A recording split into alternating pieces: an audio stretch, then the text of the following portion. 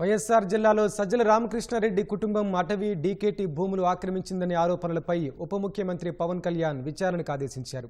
సజ్జల కుటుంబ ఎస్టేట్లోని భూముల్లో అటవీ భూములెన్నో నివేదిక ఇవ్వాలని కడప కలెక్టర్ను ఆదేశించారు. ఈ వ్యవహారంపై సర్వే అధికారులు ఇవాళ కలెక్టర్కు నివేదిక ఇచ్చే అవకాశం ఉంది. వైఎస్ఆర్ జిల్లా సీకేదిన్నె మండలంలోని సుగాలి బిడికి గ్రామం వద్ద దాదాపు 200 ఎకరాల్లో సజ్జల ఎస్టేట్ ఏర్పాటు చేశారు.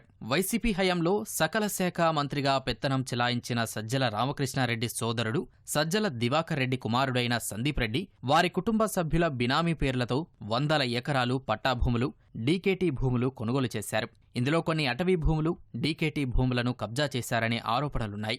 సుగాలి బిడికిలోని సర్వే నంబర్ 1629లో 40 ఎకరాల వరకు అటవీ భూములు కొట్టేశారనే ఫిర్యాదులు వచ్చాయి. వైసీపీ హయాంలో కడప డీఎఫ్ఓగా పనిచేసిన అధికారిని అడ్డుపెట్టుకుని పట్టా భూముల్లోకి అటవీ భూములను కలిపేసుకుని లీగలైజ్ చేసుకున్నట్లు ప్రచారం జరుగుతోంది. సజ్జల ఎస్టేట్ భూములకు కంచె, పెద్ద పెద్ద గేట్లు పెట్టి లోపలికి ఎవరినీ అనుమతించడం లేదు. ప్రధాన గేటుకు ఎదురుగా సర్వే నంబర్ 1612లో 5 ఎకరాల 14 సెంట్ల చుక్కల భూమి ఉంది. ఇందులో సుగాలి బిడికి గ్రామానికి చెందిన రాజానాయక్ భార్య బుక్కేదేవి పేరిట ఎకరా 34 సెంట్లు, బుక్కే ముత్యాలమ్మ పేరిట ఎకరా 30 సెంట్ల డీకేటీ పట్టాను 1993లో ప్రభుత్వం అందజేసింది. నాటి నుంచి బాధితులు ఆ పొలంలో మామిడి చెట్లు, ఇతర వ్యవసాయ పంటలు సాగు చేసుకుంటున్నారు. తన 2.5 ఎకరాలను సజ్జల ఎస్టేట్లో కలిపేసుకున్నారని, నోరెత్తితే చంపేస్తామని బెదిరించినట్లు రాజానాయక్ చంద్రబాబు పవన్ కళ్యాణ్కు గతంలో ఫిర్యాదు చేశారు. జిల్లా కలెక్టర్కు మొరపెట్టుకున్నారు. వైసీపీ హయాంలో రెవెన్యూ అధికారులను అడ్డుపెట్టుకుని చాలామంది డీకేటీ పట్టాభూములను సజ్జల ఎస్టేట్లో కలిపేసుకున్నారనే ఆరోపణలున్నాయి.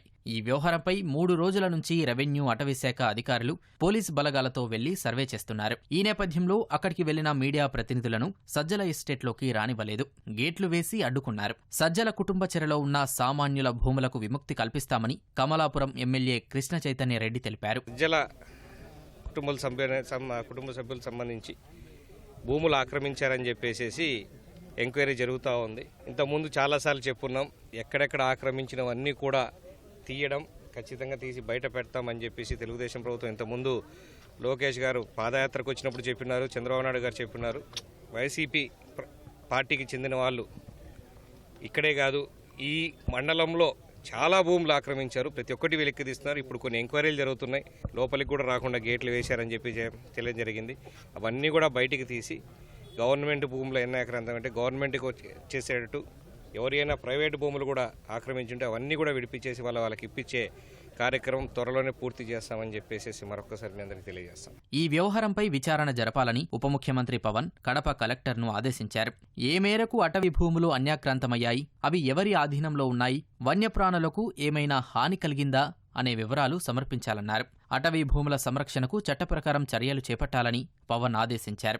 రెవెన్యూ అటవీశాఖ అధికారులు ఈ విషయంపై నివేదిక సమర్పించగానే పవన్ కళ్యాణ్కు కలెక్టర్ వివరాలు అందిస్తారని తెలుస్తోంది.